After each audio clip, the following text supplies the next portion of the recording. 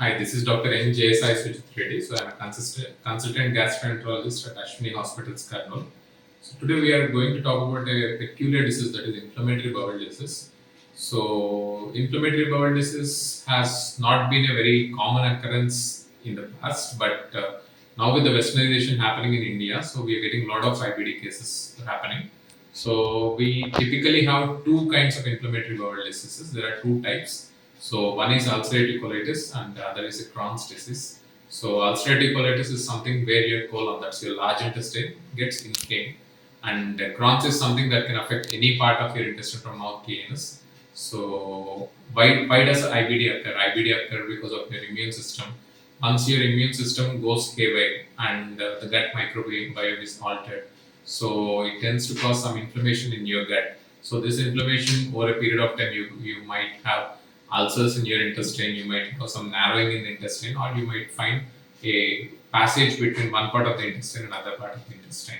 So why should we know about IBD? Because IBD, when we detect it in an early stage and when we treat it properly, so we can prevent the complications of IBD. That is, it can go a long-standing ulcerative colitis. Even you can have the possibility of malignancy, and that can be prevented.